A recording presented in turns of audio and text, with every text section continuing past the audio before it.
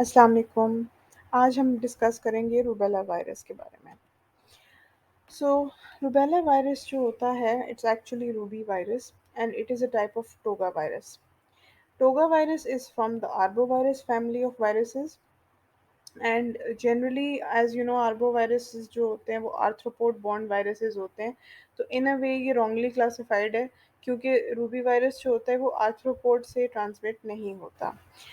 Human beings are the only infected hosts by this virus. ये generally देखें तो जो आर्थ्रोपोड बोन वायरसेस होते हैं या आर्बो वायरसेस होते हैं उसमें डबल होस्ट होते हैं। आधा लाइफ साइकिल जो होता है वो आर्थ्रोपोड वेक्टर में होता है और आधा ह्यूमंस में होता है।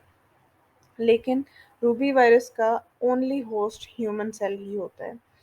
तो रूबेला जो है वैसे तो it is a mild febrile illness with a rash और लेकिन it is very important to study क्योंकि इसके साथ जो ज़्यादा डेंजरस चीज़ है वो है कंजेनिटल रूबेला, जो कि अगर pregnant woman is infected by this तो उसके बेबी में ये हो सकता है विच इज़ वेरी डेविस्टेटिंग। ठीक है, ये वायरस ऑब्वियसली प्लेसेंटा को क्रॉस कर सकता है और बेबी को इन्फेक्ट कर देगा और यूजुअली फर्स्ट ट्राइमेस्टर में अगर ये इन्फेक्शन हुई है तो ये बहुत ज़्यादा डेंजरस होती है।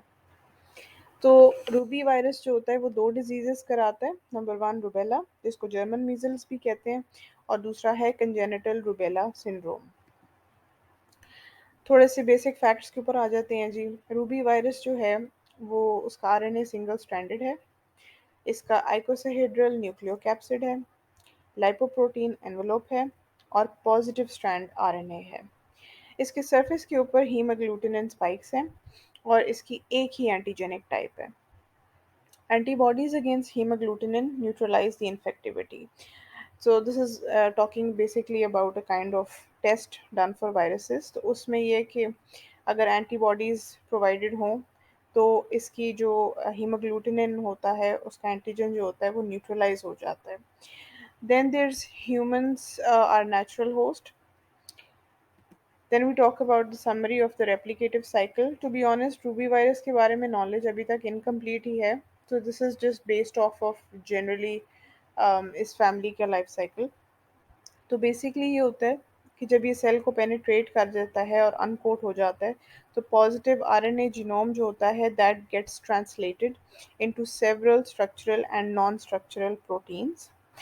One of the non-structural rubella proteins is RNA dependent RNA polymerase, which replicates the genome first by making a minus strand and then from the positive strand progeny. Both replication and assembly will happen in the cytoplasm, and envelope is, of course, acquired from the outer membrane as the virion enters the cell. ये इसकी pictorial representation है। Transmission की बात कर लेते हैं। Rubella जो होता है वो एयरबॉर्न ड्रॉपलेट्स और रेस्पिरेटरी सिक्रीशन से ट्रांसमिट होता है। ट्रांसप्लेसेंटली भी ट्रांसमिट हो सकता है। इसकी डिस्ट्रीब्यूशन वर्ल्ड वाइड है और इन प्लेसेस जहाँ पे वैक्सीन इतनी रूटीनली नहीं परफॉर्म होती इसके एपिडेमिक्स अक्सर 6 से 9 साल के बाद होते रहते हैं।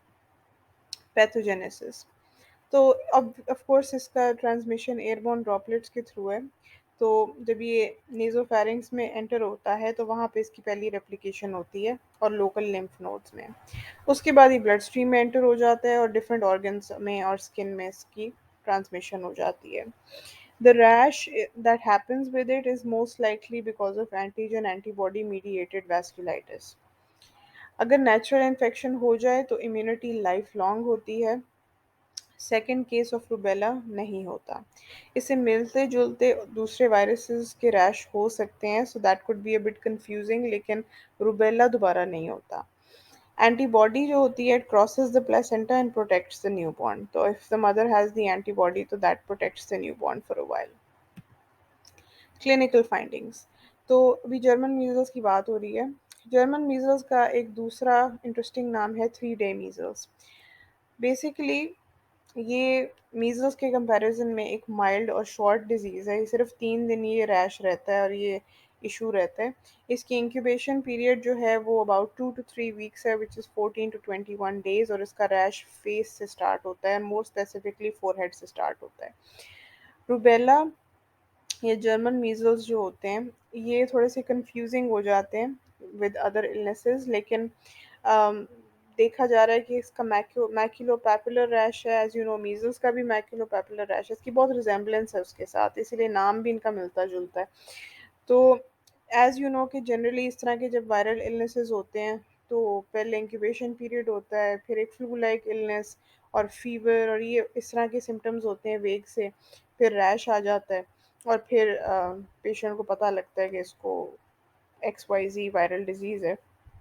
और जनरली ये देखा गया है कि कंपेयर टू मीज़ल रूबेला के कॉम्प्लिकेशंस जो होते हैं वो बहुत रेयर हैं, लेकिन एनसेफेलाइटिस वगैरह हो सकता है।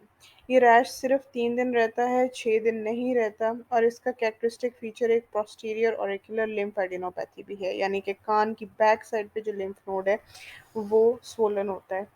अगर कोई यंग वुमन इन्फेक्ट हो जाए तो उसके अंदर सेल्फ लिमिटिंग पोलीआर्थराइटिस हो सकता है, and that is thought to be because of immune complexes. अब आ जाते हैं कंजेनिटल रूबेला सिंड्रोम के ऊपर। तो आपने पीडियाट्रिक्स में अक्सर पढ़ा होगा टॉर्चेस एग्ज़ाम, जो कि बेबीज़ के अंदर इन्फेक्शन हो सकती है। तो इसका जो आर है वो रूबेला के लिए है, and this is a very feared infection.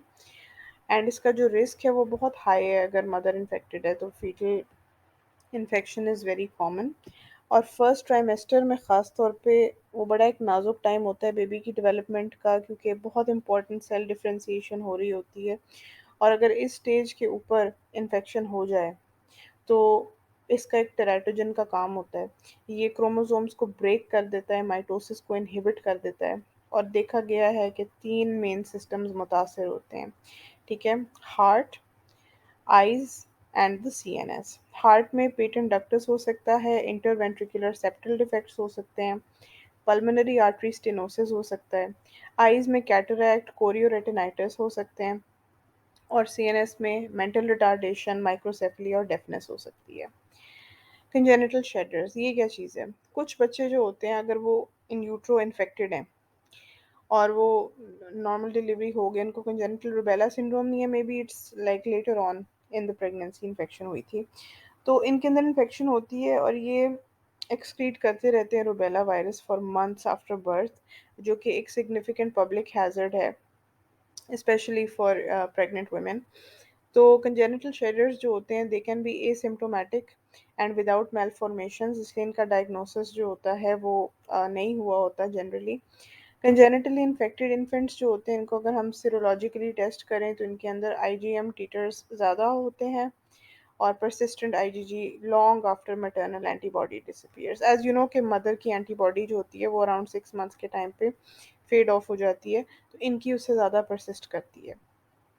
Lab diagnosis, rubi virus is very interesting when it comes to the lab diagnosis, ठीक है? मैं एक अलग से वीडियो बना रही हूँ उसके ऊपर, लैब डायग्नोसिस इन वायरोलॉजी, उसको आप चेकआउट करिएगा फॉर डिटेल। सो बेसिकली ये कि रूबी वायरस को लैब में अगर आपने चेक करना है तो सेल कल्चर किया जाता है, लेकिन एज यू नो कि हर वायरस साइटोपैथिक इफेक्ट नहीं करता, तो रूबी वायरस भी नहीं करता।